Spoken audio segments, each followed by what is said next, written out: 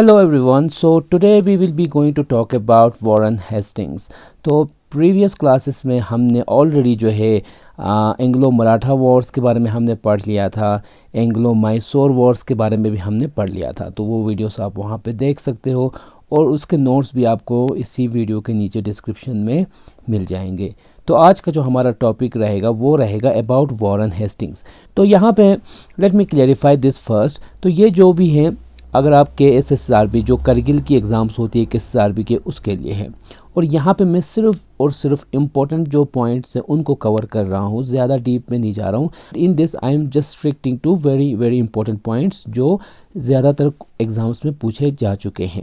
सो आज का जो हमारा टॉपिक रहेगा वो रहेगा वॉरेन हेस्टिंग्स. तो वॉरेन हेस्टिंग्स जो है वो 1772 से 1784 के बीच में बंगाल के जो है गवर्नर रहते हैं.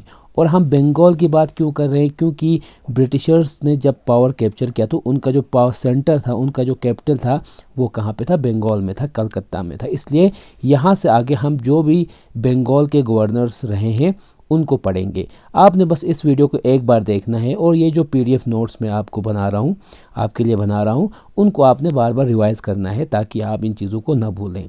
तो इसमें सबसे इम्पोर्टेंट पॉइंट है 1772 में वॉरेन हेस्टिंग जो है वो गवर्नर ऑफ बंगाल बन जाते हैं. तो उस वक्त बंगाल में गवर्नर ऑफ बंगाल की पोस्ट होती है. ओके, तो यहाँ पे आपने याद रखना है कि जब वॉरेन हेस्टिंग बनते हैं तो वो पहले क्या बनते हैं, 72 में गवर्नर ऑफ बंगाल बनते हैं. उसके बाद यहाँ पे जो याद रखने वाली बात है वो है रेगुलेटिंग एक्ट ऑफ 1773. अब होता क्या है कि जब ब्रिटिशर्स यहाँ पे आते हैं तो यहाँ पे बंगाल में इंग्लिश ईस्ट इंडिया कंपनी जो है वो एडमिनिस्ट्रेटिव पावर्स ले चुकी होती है under the treaty of Allahabad.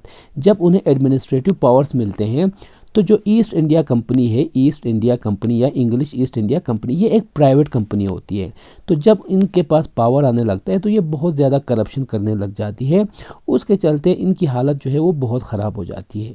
फिर आगे जाके अगर हमने पढ़ा होगा ट्रीटी ऑफ इलाहाबाद में हमने देखा 1765 में हुई थी जब इनको दीवानी राइट्स मिले थे.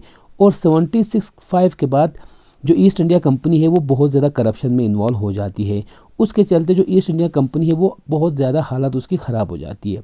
उसके चलते आगे जाके 1773 में जो ब्रिटिश गवर्नमेंट है, अब वो इस ईस्ट इंडिया कंपनी जो एक प्राइवेट कंपनी है उसको रेगुलेट करने में इंटरफेयर करने लग जाती है. और उसी के डायरेक्शन उसी के लिए ब्रिटिश पार्लियामेंट एक एक्ट पास करेगा, वो करेगा रेगुलेटिंग एक्ट ऑफ 1773. और ये क्यों करेगा, interference by the British government in affairs of English east India company जो क्या है एक प्राइवेट कंपनी है. तो I hope this line is clear. अब यहाँ पे क्वेश्चन आ सकता है कि जो रेगुलेटिंग एक्ट ऑफ 1773 है वो किसके टाइम पे आया था, वॉरेन हेस्टिंग के टाइम पे आया था. अब इस एक्ट के 4 इंपॉर्टेंट पॉइंट्स आपने याद रखने हैं. अब पहला ये चीज़ क्या करता है, जो गवर्नर ऑफ बंगाल होते हैं अब उसको एलिवेट करेगा, उसको एक नया नाम देगा, वो होगा गवर्नर जनरल ऑफ बंगाल. पहले क्या था, गवर्नर ऑफ बंगाल. अब जो गवर्नर ऑफ बंगाल होगा उसको क्या कहा जाएगा, गवर्नर जनरल ऑफ बंगाल. इसका नाम भी चेंज होता है और इसकी जो पावर है वो भी चेंज हो जाती है. जैसे कि हमने पढ़ा था पहले क्लासेस में, जो ब्रिटिशर्स होते हैं उनका 3 प्रेसिडेंसी होती है. एक यहाँ पे बंगाल प्रेसिडेंसी, एक यहाँ पे बॉम्बे प्रेसिडेंसी और एक यहाँ पे मद्रास प्रेसिडेंसी. यहाँ पे मद्रास प्रेसिडेंसी और यहाँ पे बॉम्बे प्रेसिडेंसी. और हर एक प्रेसिडेंसी में एक गवर्नर हुआ करते थे. लेकिन रेगुलेटिंग एक्ट ऑफ 1773 क्या करेगा, ये जो कलकत्ता में जो बंगाल प्रेसिडेंसी है उसके गवर्नर को ज़्यादा पावर्स देगा और उसका जो नाम है वो अब चेंज होके क्या होगा, गवर्नर जनरल ऑफ बंगाल. और ये जो बाकी बॉम्बे और मद्रास के जो गवर्नर्स होंगे वो इसके अंडर आ जाएंगे. मींस कि अब यहाँ पे जो बंगाल में गवर्नर होगा वो बहुत पावरफुल होगा. तो यही यहाँ पे कह रहा है. और जो वॉरेन हेस्टिंग थे वो क्या बनते हैं, first governor general of Bengal. तो इसमें से क्वेश्चन आता है कि जो है first governor general of Bengal कौन बने थे, वॉरेन हेस्टिंग्स. तो ये पॉइंट आपने याद रखना है, क्वेश्चन इस तरह से आते हैं. अब यहाँ पे जो गवर्नर जनरल ऑफ बंगाल है अब उसकी पावर बढ़ाई गई तो उसको असिस्ट करने के लिए एक छोटी सी काउंसिल बनाई गई 4 मेंबर्स की. तो ये जो काउंसिल है उसमें कितने मेंबर्स हैं, 4 मेंबर्स हैं जो क्या करेंगे, गवर्नर जनरल को असिस्ट करेंगे, उसकी हेल्प करेंगे. और ये डिसीजन होगा मेजॉरिटी बेसिस पे. मींस कि गवर्नर जनरल एक हो गए और 4 ये, तो ये 5 में से मेजॉरिटी बेसिस पे जो है यहाँ पे डिसीजंस लिए जाएंगे। और तीसरा जो पॉइंट यहाँ पे लिखा हुआ है कि governor general of Bengal is more powerful than governor of Bombay and governor of Madras. यही बात जो मैंने अभी आपसे कही कि जो बंगाल है अब वो काफ़ी पावरफुल हो जाती है इस एक्ट के बाद, और बॉम्बे प्रेसिडेंसी और मद्रास प्रेसिडेंसी अब किसके अंडर आने लग जाते हैं, बंगाल प्रेसिडेंसी के अंडर आने लग जाते हैं। और जो कलकत्ता होती है वो अब नई कैपिटल बन जाती है अंग्रेज़ों की। तो यहाँ पे जो बंगाल रीजन में कलकत्ता जो है कैपिटल बन जाएगी और वहाँ पे एक सुप्रीम कोर्ट लाएगा।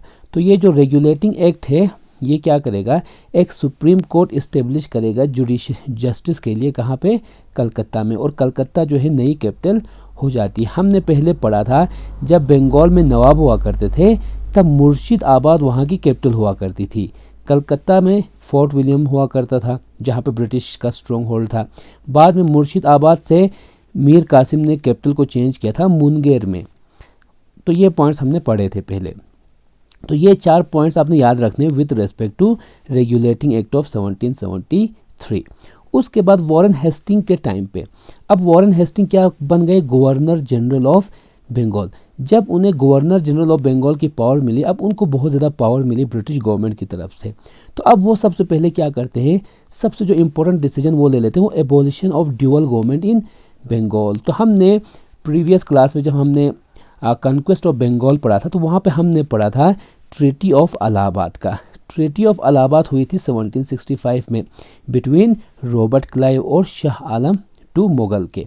उसमें क्या होता है, जो ब्रिटिशर्स होते हैं, रॉबर्ट क्लाइव होता है, वो दीवानी राइट्स लेने में सक्सेसफुल हो जाता है। तो इस ट्रीटी के चलते, ट्रीटी ऑफ इलाहाबाद 1765 के चलते जो अंग्रेज़ हैं उनको दीवानी राइट्स मिलती हैं, टैक्स कलेक्शन के राइट्स मिल जाते हैं। लेकिन एडमिनिस्ट्रेटिव राइट्स या निज़ामत राइट्स किसके पास होते हैं, नवाब के पास होते हैं। लेकिन जब Warren Hastings governor general of Bengal बनते हैं तो वो इस ड्यूअल गवर्नमेंट को एबॉलिश कर देंगे, इसको ख़त्म कर देंगे, और जो दीवानी राइट्स है, निज़ामत राइट्स है, सारी चीज़ें वो अपने अंडर लाने में कामयाब हो जाते हैं। और यहाँ के बाद जो पूरा बंगाल रीजन है अब वो किसके एडमिनिस्ट्रेशन के अंडर आ जाएगा, अंग्रेज़ों के एडमिनिस्ट्रेशन के अंडर आ जाता है। और इस तरह से जो है वॉरेन हेस्टिंग एबॉलिश करते हैं ड्यूअल गवर्नमेंट इन बंगाल, और दोनों दीवानी निज़ामत सारे राइट्स अब किसके पास आ जाते हैं, इंग्लिश ईस्ट इंडिया कंपनी के पास। तो ये पॉइंट याद रखना है कि यहाँ पे बहुत सारे क्वेश्चंस बनते हैं कि ड्यूअल गवर्नमेंट को किसने एबॉलिश किया, वॉरेन हेस्टिंग ने एबॉलिश करा। कब करा, इन 1773, यहाँ पे 1773-74 के टाइम पे। और ये जो ड्यूअल गवर्नमेंट है वो आई कब थी, 1765 में।